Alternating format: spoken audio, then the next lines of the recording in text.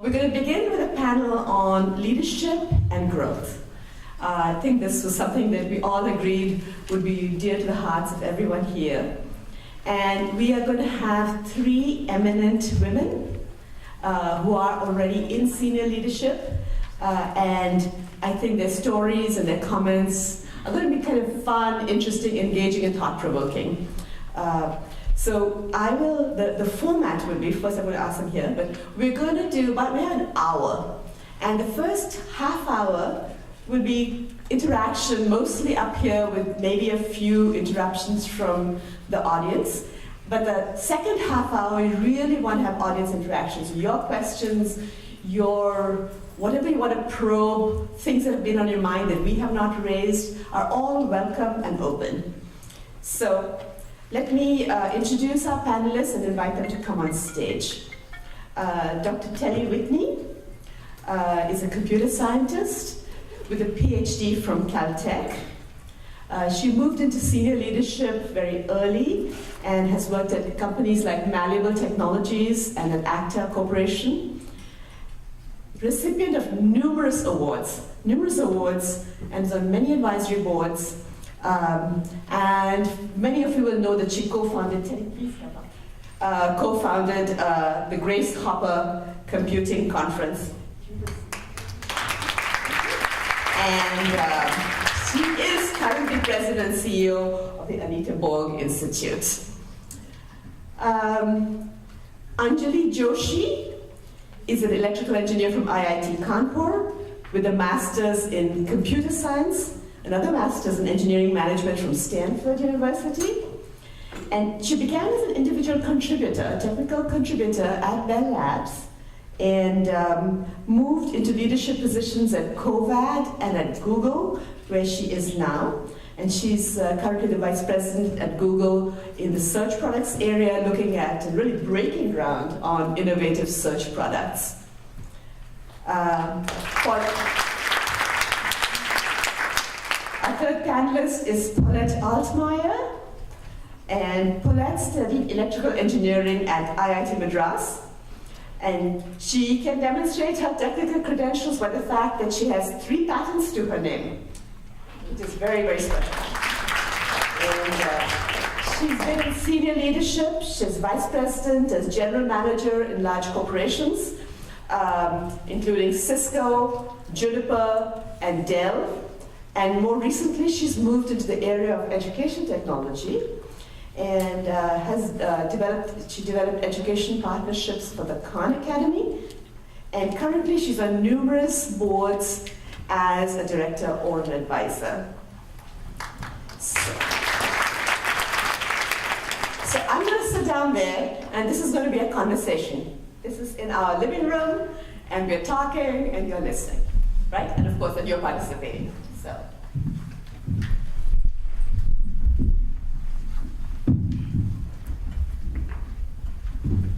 Just for all of us, first one, you can take this off, each of you. And this is a rockstar mic. If you don't put it right next to your lips like this, you're not going to be heard. Okay? All right. So what we're going to do here is we're going to get our panelists to kind of we're going to get our panelists to kind of walk through their careers in stories, comments, issues, lessons learned, and going to begin with the early stage. So what was your first move into leadership? How did it happen? Did you get pushed in? Did you walk in? Did you demand it? Who did you run into? Maybe lots of things that you would like to say about it, lessons learned. So take your time, you can stop, we can pick it up again. Let me start with Teddy. Well, good afternoon. It's a real honor and a privilege to be with such a distinguished group of alumni. I mean, I can't thank you enough for including me. I also, as I got dressed today, I thought I would add this piece of jewelry. Kind of adds to it. And I've got some things going on with my neck that make it weak, so please I beg you to forgive that, the extra jewelry. You know, close your eyes and think back to a long time ago. This was probably in the early 90s, and I was at Actor Corporation, which made field programmable gateways. It was a startup, so I joined when I was quite new in terms of working at companies. And because it was, and it's semiconductors, so there really weren't very many women around. But one of the things about startups is that they're desperate for leadership. They're desperate for people to say, I will step in and take charge of this. And so my first step into leadership, I had been there as a technical contributor. I did a lot of work in terms of generating the layout and schematics for their chips. And we needed better software. We were way behind the times. And so I stepped into what was called a program manager role, which I invented. And because these were a bunch of people who really knew more about building the circuits and the transistors, they didn't have it. They had a lack of leadership on the software side. So this was the first innovative software release, and I was willing to take it on, and so they let me. So first of all, let me say that how pleased I am to be speaking to a room of women. Last week I gave a talk at the IIT Entrepreneurship Forum, and there wasn't a single woman. I was the only one, and I was the speaker. So, so really happy to be here among all of you. Let me tell you a little bit about my first foray into management. After a few years in semiconductors, where I was just an individual contributor, I got my master's in management, and I moved to Bell Labs, and into sort of a research organization, and I worked there on signaling networks for a while, and I thought I was doing quite well, and Bell Labs was a place which was full of very senior people, and even in the first management position, there were people who'd been there for 10 years, and there was no way that they were going to leave. And so I looked around and I said, okay, this is not happening. I'm not getting promoted over here. So they kept saying next year, and I said, okay, I'm done with this. If I'm not getting promoted, I might as well find myself some interesting work to do. So right around then, this is the early 90s, the brand new data networks were being built. Cisco was building equipment, and the carriers were building their big data networks. And then there was a job opening there which was looking for a person who would lead an effort to build the first ATM network. And I'm sure you don't remember the terminology, but those were among the early data networks. So I said, what the heck, let me take on that role. So I just said, okay, so I'm going to go do this. And I ended up in a leadership position, not as a direct manager, but as a leader of a cross-functional organization that was about a couple hundred people. And I hadn't managed a single person before, and even now I wasn't managing. But I was leading this team because I had to get the project done. And my biggest learning there was that, everybody, at least all the young people I meet today, they somehow want these underlings. They want someone that they can order around and have them, be their manager and do stuff. And my biggest learning was in that team, which I did not really directly manage, was that most management happens with influence, with motivation, with providing direction rather than by a command and control type of environment. And that has really stood me good stead as I have progressed in other bigger management roles through my career. So let me also say it's wonderful to see so many women leaders here, and also wonderful to see so many women IITians. All of us know how many women IITians we normally interacted with when we were in IIT. My class had 2, I'm sure that was familiar to many of you, and the maximum was 6. So wonderful to see so many, as I said, not just women, but women IITians here, biggest group I've ever seen. About first sort of entree into leadership, rather similar. I started life as a software engineer, I didn't tell that, moved to a smaller company, and that's a very good point about smaller companies often have this desperation for somebody to step up if they're growing and doing well, and so they might give you more opportunities. So I sort of became a project lead first, which as Anjali just said, it's not direct management, but it's a good lesson to learn that a lot of management is about influence, and as she also said, a lot of management is about having the credibility to guide a team, and not to have an ego thinking that you have the best idea on the table, but to be able to bring forth the best ideas and be able to recognize the best ideas, and then marshal the team around that to execute. So, especially when I grew up in India, management was often considered very, command and control, as Anjali said. And I still remember when my father visited once, he said, "But you're in a senior position right now, how come you're working so hard?" Because I think we all know, at least when I was growing up in India, things may have changed. The more senior you were, the more free time you had. But it's the opposite over here. It's the opposite over here. And I think that's an important lesson to learn, that you lead by example. If you want to bring forth the best efforts of everybody else, you have to be giving 150% yourself, and that's how you inspire others. So let me follow up and ask, let me start now from this side. What was difficult in your early leadership positions? What did you run into in terms of either people problems or your own knowledge problems or your sense of ability to get things done? Yeah, well, I would say, most of us, when we start off in leadership roles, we begin in our area of expertise, and that's very helpful. But as you're the expert in there, and so it's sort of easier in a sense to guide others. As you move up the management ladder, though, you have to get more and more comfortable with managing people where, they know much better than you in their area. And that's why it's so important, first, again, your ego can't get in the way, but also to be able to understand the essentials. You can't be, the blind leading the experts. That doesn't help. You have to get sufficiently knowledgeable, which is why it's always the case. I mean, you hear all these buzzwords about lifelong learning, at least in technology, that's always been true. But as you go up the management ladder, no matter what, you're going to be responsible for areas where you don't have immediate direct expertise, but you have to be able to learn quickly. You have to know who the experts are, so you can, go talk to them, you can understand things, and based on your ability to synthesize and figure out what's important, you can then guide teams, which are multifunctional and multidisciplinary.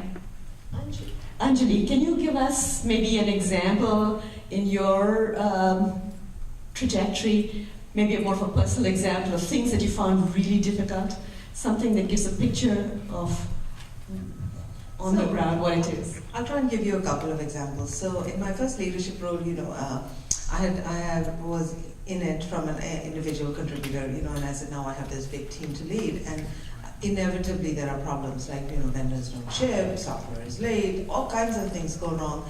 And when you have a manager, you turn to the manager and say, hey, how do I solve this? But when you are the leader, you look around and say, oh my God, it's me now, right? What do I do?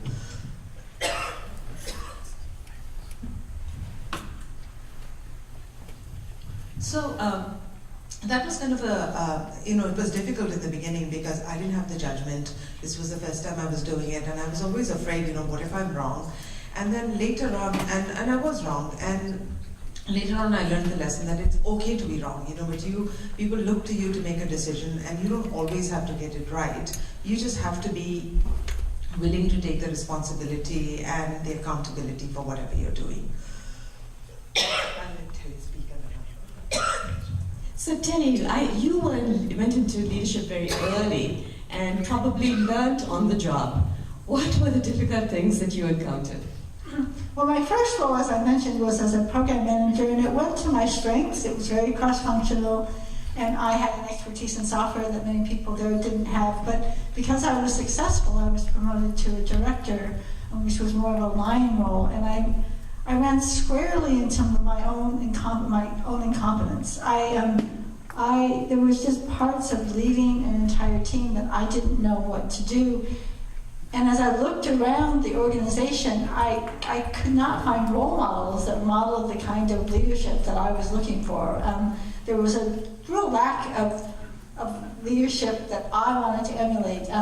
what I actually did was I reached out to a mentoring program that was more across companies and enrolled in that with the hope of finding, better role models for how to take on that next level of leadership. And I was, that really helped me. It was my first exposure to a woman mentor, for example.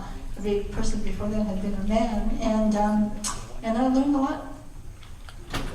So if I could follow up just specifically on that, looking back at your younger self, what would you, if you were a mentor to yourself, what one or two things would you have told the younger Telly? Well, one is to take risks. I'm actually a risk taker. My risk level tolerance is bigger than most, but as I look back, it was taking risks that was my limiting factor. The other thing was that I was almost completely limited by my ability to imagine where I could go.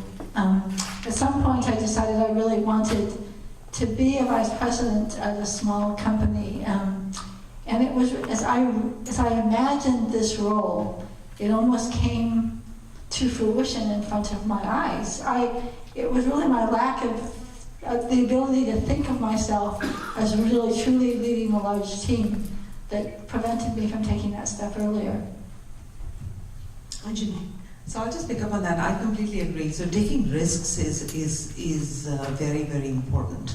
And when you change jobs, make sure you know about 60 to 70% of the job, but don't wait until you feel like you're completely ready and you know everything about the job. Because one is men don't do that. I mean, they always take on jobs that they are not really prepared for, and this has been kind of validated many times. Yeah, you guys need to hear it. So, it's true, right? Okay, so you have the men validating it as well. So great. And the second thing is, it's not interesting. So if you know everything about what you're going to be doing, then what's left for you to learn? So you should go into a job where there's enough potential for you to learn and grow. That's one thing. The second thing is, a lot of times women come to me and say they hesitate. Well, let me give you a concrete example. A woman is being offered the role to lead her own group, right? The group that she is part of. And they all come and say, well, what will the other guys think about me? How will they relate to me? They're my friends. They're not going to like it if I'm their manager. Well, have you ever seen a man turn down a job because they are going to be the lead of a group of, who were ostensibly their friends too? It doesn't happen. Women spend too much time thinking about people and how, their success is going to affect other people around them and their relationships and so on. Things don't change. Leaders emerge from groups and they are looking. People don't change their relationship with you just because now you are their leader. A third thing is sort of be agile.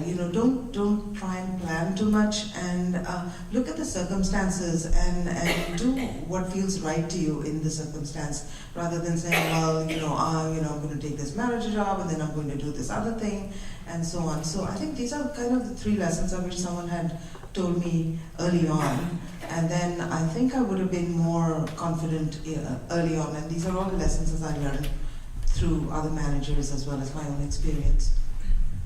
Paulette, to a younger Paulette. Sure. Well, at the risk of sounding somewhat repetitious, I'd like to really reinforce a couple of things that Telly and Anjali said, because it's really important. I mean, if I could tell myself, my younger self, it's what I tell every single person I mentor, man or woman. Imagine a big future for yourself, because that's the only way you'll get to it. I was very much in the mode, and practically every woman I mentor is in the mode of, well, if I'm doing interesting work, then I'm learning and that's enough. It's not enough. If you want to move up, you have to have a goal that's up, and then you have to be working at every step to say, okay, now how do I get to the next level? You may change your mind along the way, that's fine. But if you don't have a goal that's up, you're not going to get there, because frankly, other people have goals that are up and they're working to get there. So that's the first thing. Have that big goal. Imagine yourself in a role in which it's hard for somebody, starting out to imagine themselves, and then go for it.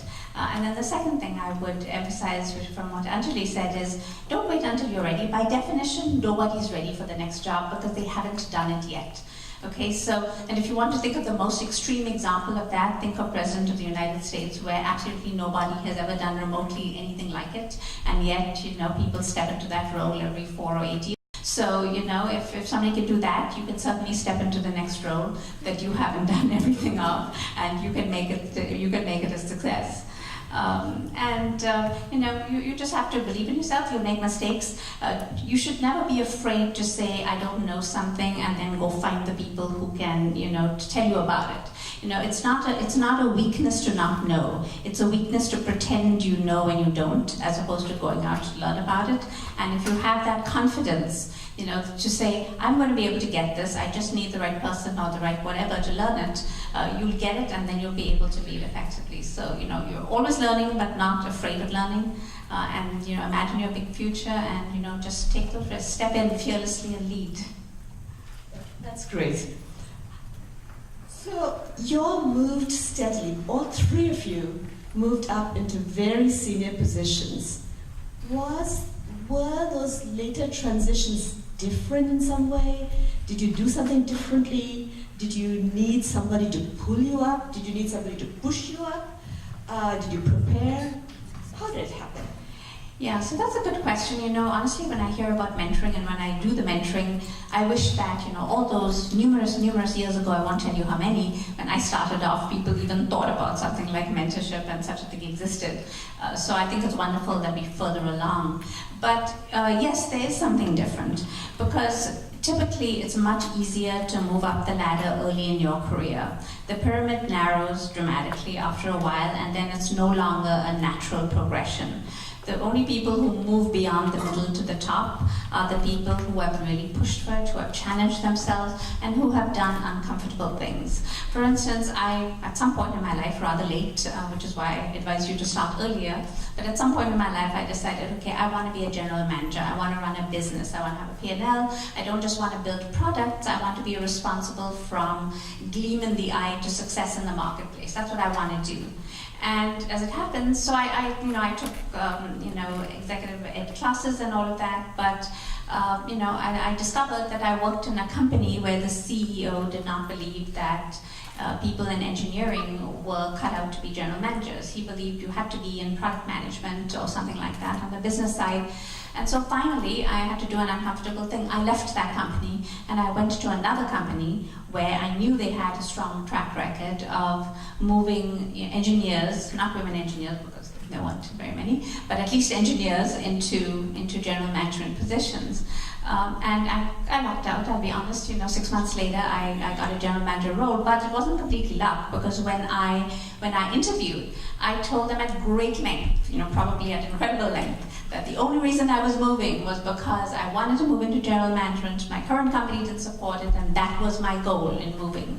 And because if I hadn't been outspoken, if I hadn't pushed, and all the 6 months I was there before I got it, although it didn't look like it was going to happen anytime soon, I kept reminding them, this is my goal, that's what I'm working towards. You have to speak up. You won't be given a role you want if you haven't made it clear you want it. You may be one of the lucky few who just has it land into their laps, but most likely you're going to have to do more than that. Anjali. So on second, Paulette, I think we're all saying a lot of the same things because we've gone through many similar experiences. So when in your younger years, it's relatively easy. You do a good job, you lead a small team, and you get promoted based on your accomplishments. Middle management gets a little tricky because then people are looking at your other softer skills. How did you manage your team? How you did your work? It's more than what exactly you did. And then that's when women really excel, because they're sort of in tune with how to manage a team and so on. A lot of women, I feel it comes naturally too when they decide to step into it. But senior management is a whole different thing. One of my earliest managers said to me is that if you really want to get into senior management, you join really early and then you grow with the company. And that, to me, actually was the way it worked out. So what I did, after my years at Bell Labs, I was kind of bored. I didn't know what I was going to do, so I joined a startup. And the years of experience over there had been so great that, I started out straight as the head of engineering. So all these promotions I'd been hankering for at Bell Labs, it didn't happen, but then I went like 4 levels up right away because I had the right experience, I had done all the right things, and they really, really needed someone who had done what I had done. So sometimes it's circumstantial. In this case, in my case, it ended up being, I'm like, okay, fine, I'll take the job, it's great. And it wasn't hard to do, it was the same thing, it was just had a different title and different level and so on. After that, things get a little harder because once you've done the job, and I, like many of you, was when my manager said to me, hey, you've done this, you can do this other thing, which is a much bigger role. And I was like, no, I don't think so. This is too big for me. I don't think I'll be able to do it, and so on. And he just pulled me up and said, you know what? It's all the same thing. You can do this, you can do that, and you're just going to do it. So that's how I ended up, becoming a senior vice president. And somebody did it. There were times when I took the opportunities, and there were some times when people pulled me up. And then at Google, I'll give you this because I think this is a really important lesson for most women in the room. When men go through an interview process and so on, and they are offered a role, they immediately ask for more money and a higher title. It's just a statistic, right? And women will take whatever they get because it's like, it's going to be such interesting work, and I'm going to learn it, and if I take the other title, then maybe I have to do more work. And honestly, I've done that, and I would advise that you don't. So just today, this woman came to me, and she was a VP at some largish company, and she came to Google, and she's joined as a senior manager. And I'm like, why did you do that?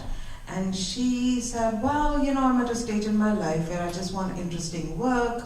I don't want to do this and that and the other. And I'm like, it's a mistake for you. It's a mistake for all women who are being hired, because the more of you who do this, the more difficult it is for other women who come in to ask for better roles. So, I don't know what the question was, but I really think that, I think you guys need to know this, so I'm going to tell you this anyway. Teddy, I'm going to ask you something different, actually. I would like to ask you, and then if you all want to follow up, that's great. Did you ever end up in a situation which was actually you didn't like, it was a leadership position, it was not what you wanted, did you have that? If you did, what did you do? Well, I'm going to answer, I think, a slightly different question. I had come up through leadership roles in the semiconductor industry, and my whole self-worth was tied into being a technologist or a technology leader. And my friend Anita Borg had founded the Institute for Women in Technology. And she was 2 years after she created it, she was diagnosed with brain cancer. And the organization that she had so lovingly put together, and I was so supportive about women leaders, was in rough shape. And so it wasn't so much that I was in a leadership role that I didn't like, but it was in an area that I never intended to go into. And I stepped into that role at the urging of the board very reluctantly, and really for just a few months in 2002. And I've been there for now, however many years, I was 16 years, because I could help. And so I found that the role was satisfying. I was really making a difference in women's lives, and so I've stayed.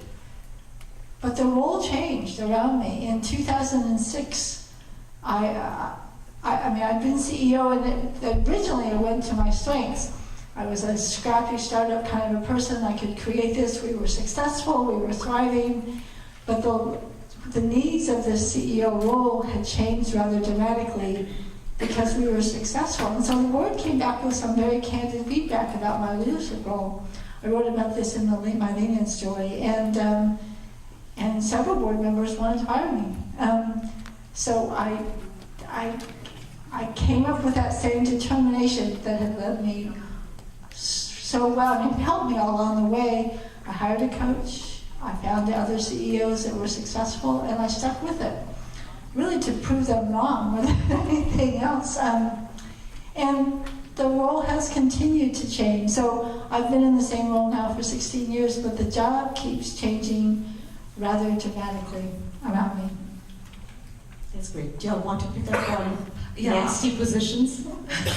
Well, it wasn't my story is very similar to Telly's. It wasn't a nasty position, but what happened is the CEO changed, and when the CEO changed, the culture and the philosophy and the direction of the company changed. And when it was an engineering, product-driven CEO, things actually worked out quite well for me because that's what I was interested in, loved to do, and we were sort of, simpatico. We saw each other's points of view clearly. It changed to a completely different type of person who was much more interested in sales and, very, very, very different in thinking. And I just found myself in a position where I was working for someone who didn't understand, what products were and how companies were built on products and so on. And he didn't understand why I was interested in building products and not just, doing what the customers wanted and selling stuff and so on. And it wasn't unpleasant, I would say, but I felt like that was a situation that was not going to work. And so obviously he was not going to leave because he'd just been hired, and so it was better for me to move on. Right, that's a different solution.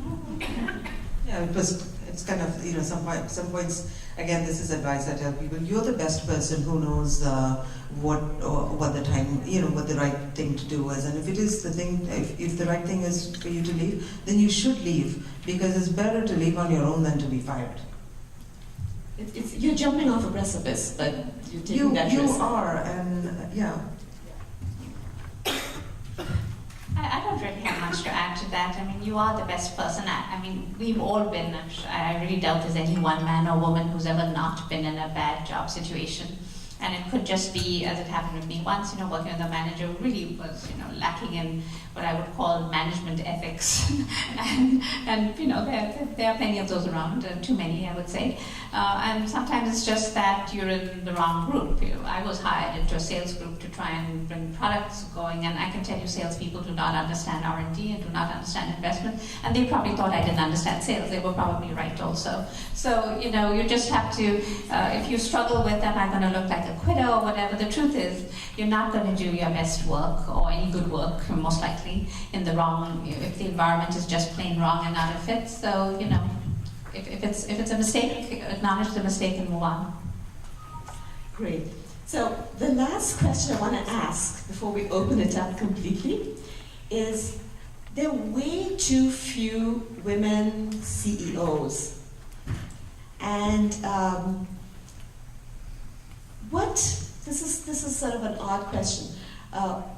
If you were on a board looking to hire a CEO, what is that mix, what's that thing that you would look for in such a person? You all have done major leadership positions yourself. Telly actually is CEO of the Anita Borg Institute. Why aren't we seeing a lot more of this happening?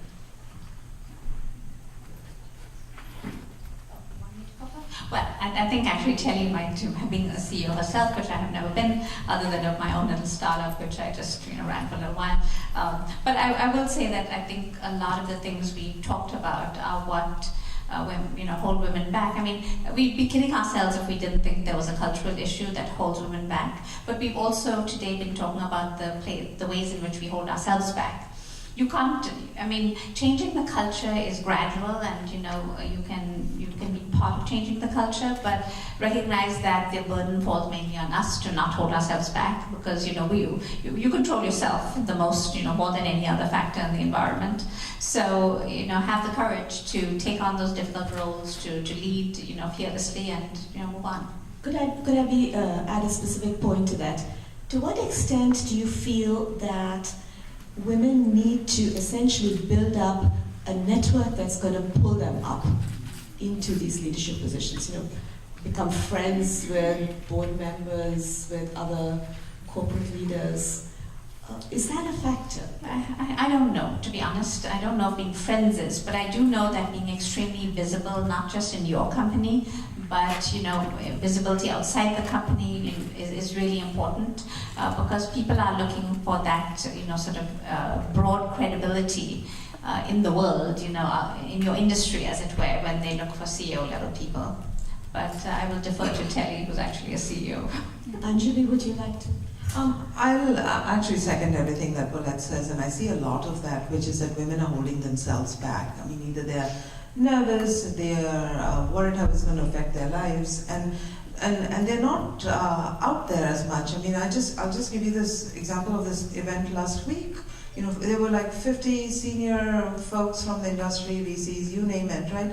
Not a single woman showed up. Not that there aren't any, I mean, there's all of you here, but you need to participate more. You need to be out there so that when opportunities come up, you know, they think about you. And that's really how these opportunities go, is that I met this fabulous woman at this, whatever it is, event, and I think they'd be a great candidate. You know, these things don't happen because, you know, you're sort of out there and you've got a great resume, but nobody's seen you. A lot of these CEO type roles happen because they see you doing something great, they've heard about you from someone else who, you know, speaks highly of you, and then you become a candidate for the role, and that's the first step, right?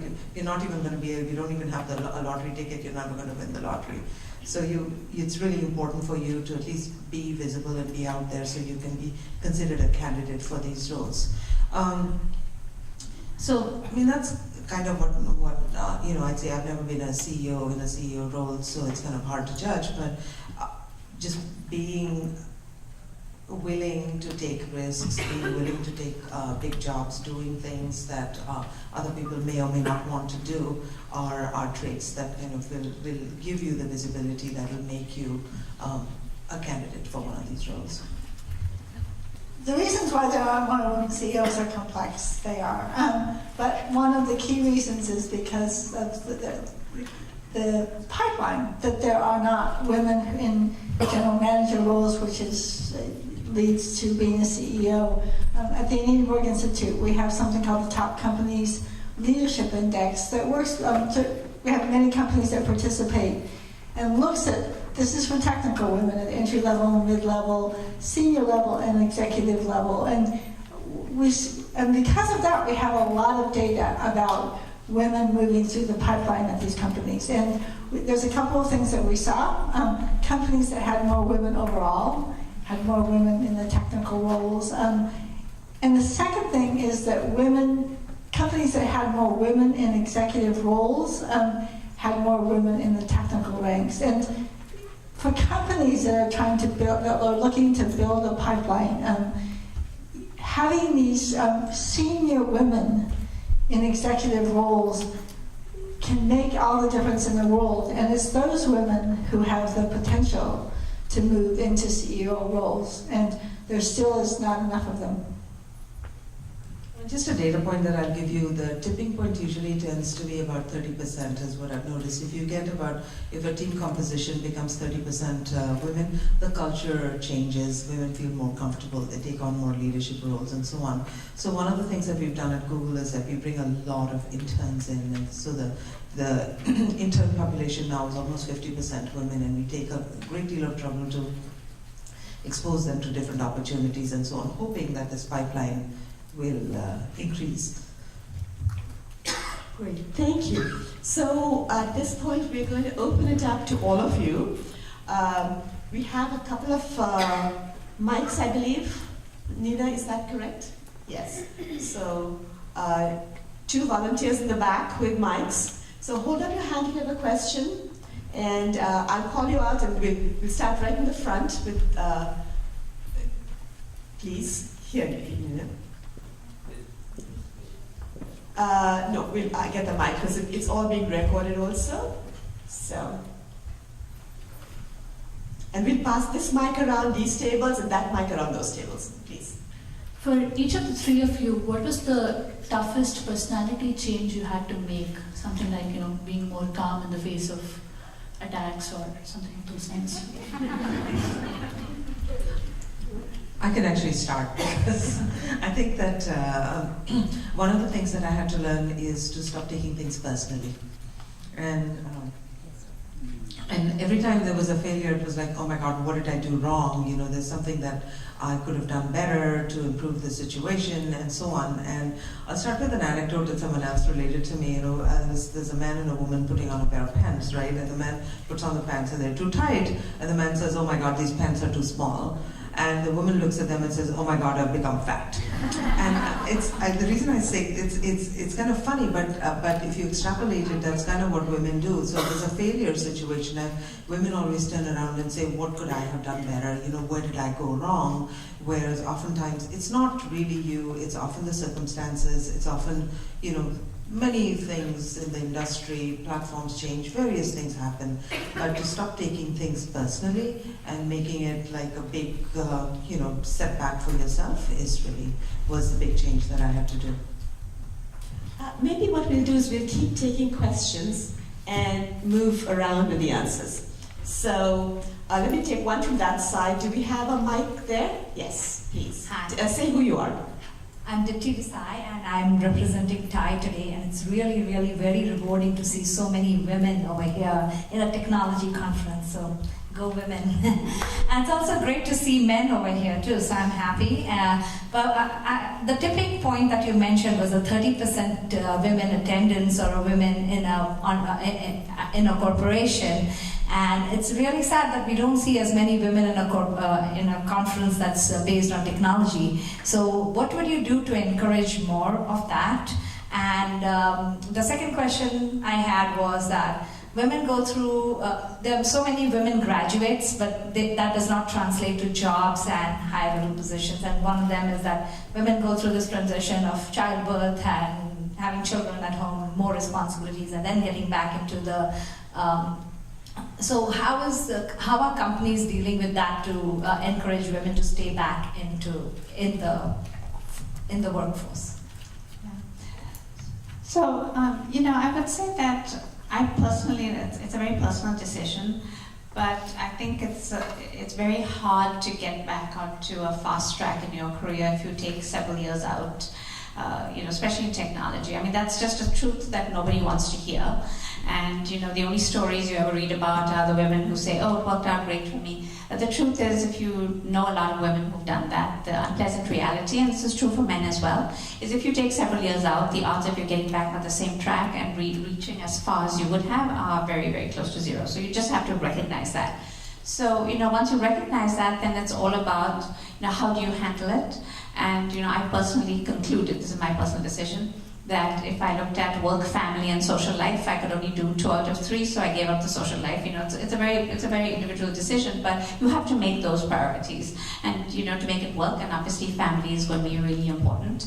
But there are, you know, I also made the decision we're going to outsource, you know, work at home, like the gardening and the cleaning and everything I could outsource, I did. So I thought of it as buying back time to be with my children, and I've never regretted it.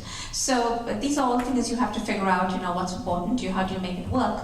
But remember that, you know, investing in your career is not just, doesn't just have the 5 years, you know, when your children otherwise, you know, before they go to school, but it has an impact on your total career as well. And similarly, of course, as we all know, when you invest in your children and your family, that's also for a lifetime. So you just have to, you know, figure out what can go by the wayside, you know, and I decided a lot of things could go by the wayside, but not those two.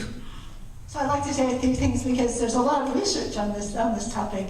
First of all, the graduation age for CS is about 18%. So there's not, I mean, and most companies are thrilled if they are hiring at 18%.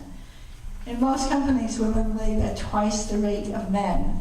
And there's also research that although people talk about the childbearing years, these women often leave tech and go and work other places. Most of the time it's about advancement. They don't see how they're going to move forward, and they just don't see a career path. And they also feel there's a lot of feelings of isolation at companies. There are companies that that really do have cultures that allow women to thrive and stay and have children and keep going. This is also, there's a lot of cultural differences. At the Indian Institute, we also have a site in India, in Bangalore, and I do think that it's different in India, where it is expected that when you get married, you leave. And And so you have to look at a number of factors, but I think it's easy to blame it on the child rearing, but in fact, that's not what the research bears out. I'd like to take one from this side. Yes, you. My name is Dolly. I just wanted to understand, should we be playing the woman card in corporations to be getting opportunities that others are getting sometimes to go ahead? Because sometimes my conscience doesn't allow me to play the woman card, but I just want to understand, what do you guys think? Should we be playing the woman card or not? What I mean by that is, you can go talk to your colleagues or your senior managers and see how much women are there in your team, the structure-wise, and go talk about it and see if you want the percentage of women in your company to increase, and have this a very open conversation with your management about it. So once again, I'm going to go back to the research, because I do think that, I'm not sure what you mean about playing the women's card, but if you look at the power dynamics within organizations where most of the leadership is men, you have to work hard to increase the percentage of women. There's something called unconscious bias, and there's a lot of work in this. And it is men and women who exhibit a conscious bias about bringing more women along. So Let's go in the back there. In the black and white shirt.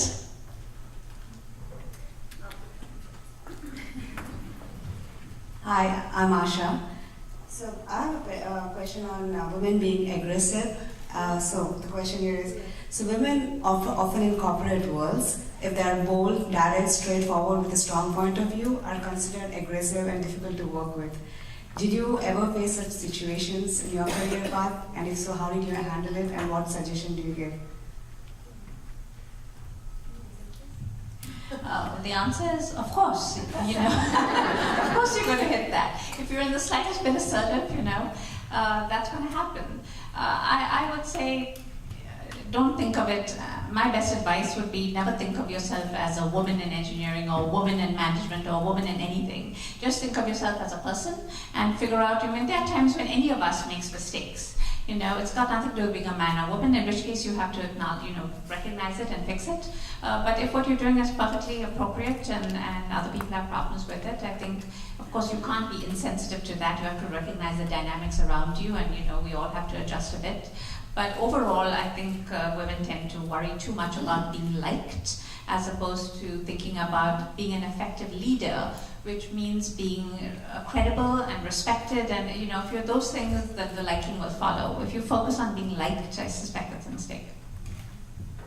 There's one thing I'd add on the women card thing, because I actually do believe that I think women should sometimes step up to opportunities that they think they deserve, but don't think about it as playing the woman card. It doesn't really go over well with me either. You know, someone says, well, you need a woman. Well, if you're not doing a job really well, it doesn't matter whether you're a man or a woman. And I kind of dissuade people from playing the woman card.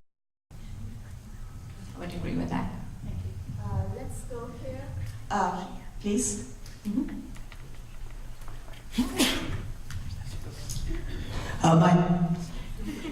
No, that's a loud voice. My name is Ranjini Saigal, and I am in the NGO space. I work for Ekal Vidyalaya, Foundation of USA. I had a question for all of you. For us, I think I'm a little bit older, and when I went to IIT, there were very, very few women who were at IIT. And yet, I don't think I quite leveraged that select club in any way to advance my career. Did you use that? I think it's a great opportunity because you're a very, very part of a very small select thing. Have you used that opportunity, whether it's IIT, and I don't know how select it was where you were as well, whether you were a minority in that space, and how would you advise the younger people here to make use of that network? I think even today it's a small group that is there. And my last point would be that when people approach you, you are from IITs, as women, do you tend to listen to them, mentor them? Do you feel a little connection? And is that something that we can use to our advantage? Well, I can just say that I actually never had the opportunity to use the network because there just were so few of us that they were never in positions that well, first we couldn't connect with them because we didn't know who they were and where they were, and even looking around, I didn't see anybody at all. I mean, I know Paulette now, but it's been like years we've been in the same industry for a very, very long time. And your second question was. I would just add to that, use the IIT network. Yes. We were, certainly I, was way well before even email groups existed to stay connected, and Facebook groups and all of that. But the IIT network is an amazing network. The guys are also helpful, don't forget that. Yeah, and to my point, others reach out to you, women reach out to you, would you be more willing to? Oh yes, oh definitely, right? I mean, so you know that these women are, the best best in class, and then you really, I totally support them, and I make sure that their careers go well and so on. And again, to second Paulette's point, I think that there are so few women who go to the IIT events, and I think there should be more. I mean, the IIT Kanpur event where I end up going, I'm almost always the only woman. And now there's the IIT senior people thing, and Paulette goes sometimes and I go sometimes, but I don't see anybody else there. And back to Paulette's previous point is that you really need to make the effort to connect and be out there. Let's pick up one there, way back there. Yes. Stand up? Yeah, that's you. I'm going to have to use voice projection. Can you hear? There's your mic. Gitanjali Swami. I'm an entrepreneur and an investor, but I think the question that I had was more related to a project that I'm working on at Berkeley. Too often one hears this statement that, hey, if you take time off to be a mother, or you get derailed from the career trail, there's no way to go back. Personally, I find that a very loser attitude, because I think there is something wrong in a system where the prime years of childbearing overlap with the prime years of career. That's fundamentally broken. A woman should not have to make that choice. So I guess my question to the panel is, if there was something you could change from a policy perspective or a program perspective to create a different future, not just for us, but for our daughters, what would you do? I'll tell you directly, the answer to that question is give paternity leave. What I've noticed is that when men take the leave and they stay home with their children, they actually realize how much work it is to raise children, and it makes a major difference in their attitude towards the work at home, all the things that need to be done, and the care of children. So it sounds like a rather orthogonal thing, maybe we should be doing something for women, but that's the one thing that I've seen that makes a whole lot of difference if that is the thing. To be at home and take care of children. I think the data from the Scandinavian countries supports that. One of the programs I see is quite successful. Some companies allow flexible hours and part-time work without taking you off of the moving up the ladder, so that, for example, you can be a principal engineer, you just go about it in a slower pace, but you don't have to quit or leave. Let me, anything from this side? None. So, back there. One of you. Hi, my name is Samira. Thank you for the great discussion, very interesting. So my question is around the cultural conditioning. I think that is one of the big hindrances for women stepping into senior roles, and I see that in myself to some extent, and I see that more in a lot of my close friends, both men and women, interestingly.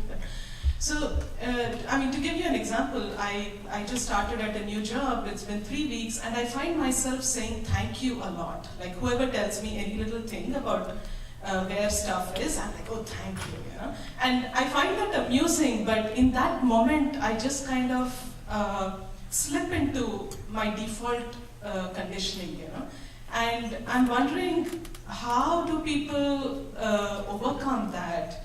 And I hear senior leaders saying that they hired a coach.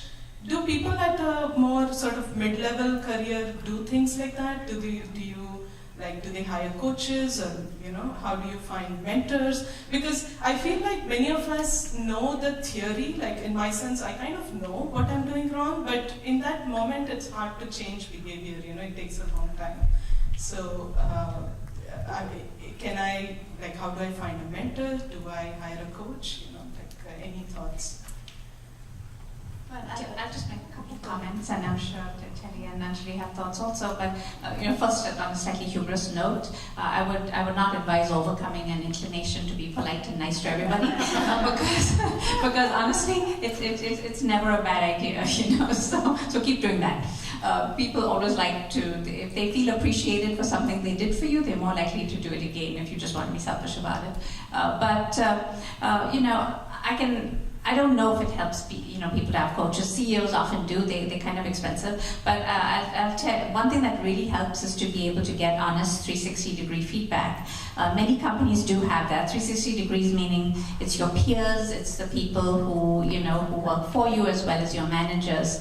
And if it can be, and you can, even if your company doesn't have that as a policy, you can sort of informally arrange it.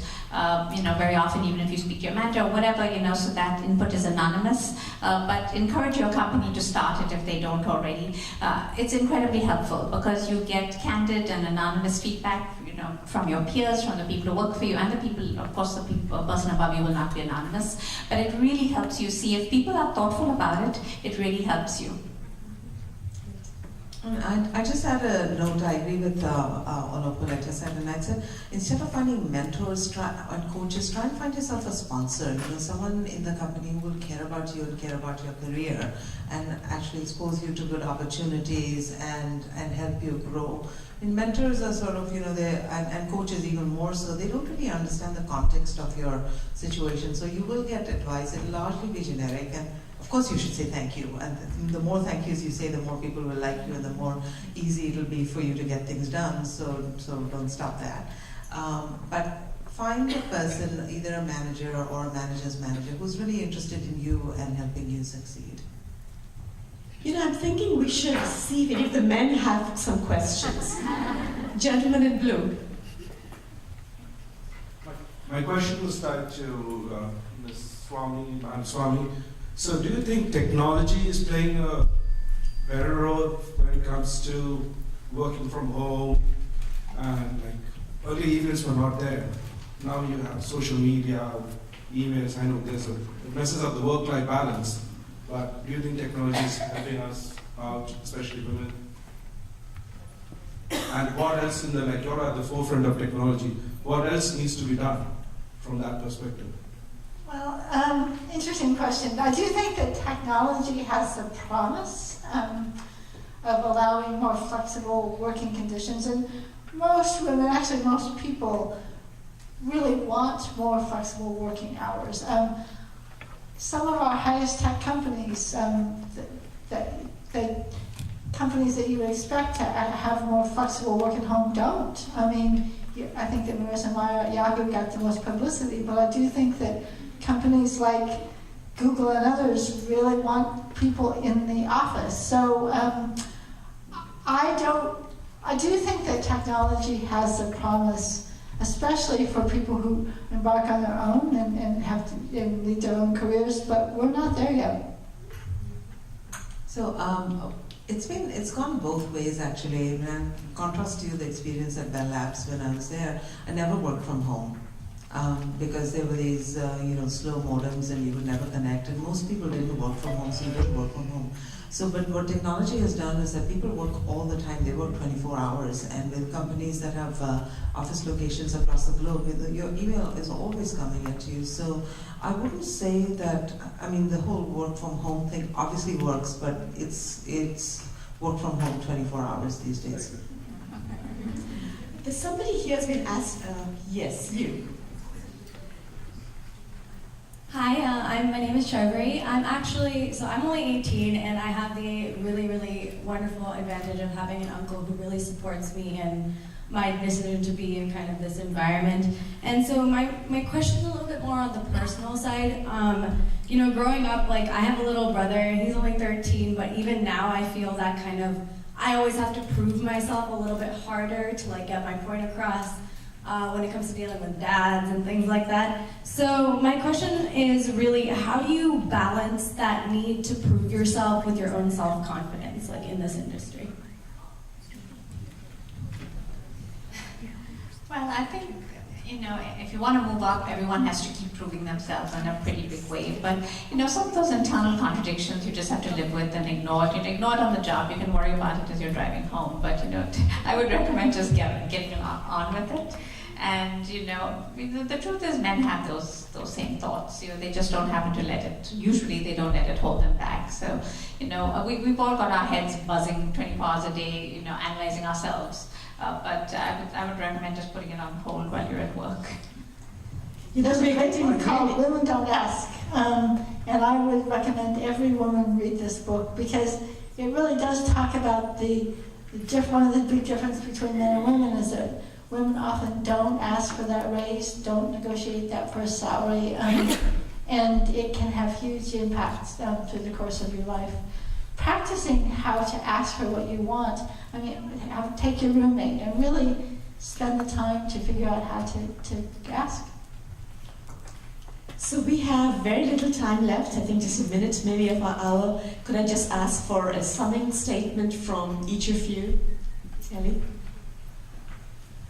Well, this conference is an opportunity. One of the best things that you have is the network of people, and if you look around this room, these are your networks. Figure out who has what you want. Go up and meet them, and listen. So you should live your life like you run a startup. Think about it that way. Do what is most important, prioritize ruthlessly, outsource things that are not important. Be agile, look at what's happening, pivot constantly depending on the circumstances. And don't plan too far ahead because you don't know how your life is going to work out, much the same way that you don't know how a product in a startup is going to work out. So I'll just add, to what Telly and Anjali have already said. Set those goals, go after them. Grab the serendipitous opportunities when they come, and enjoy your life.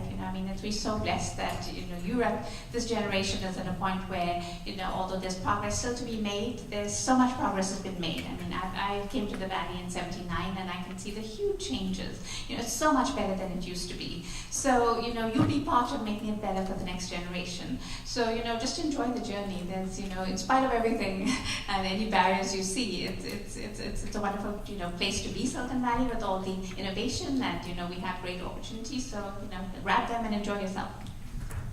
So thank you.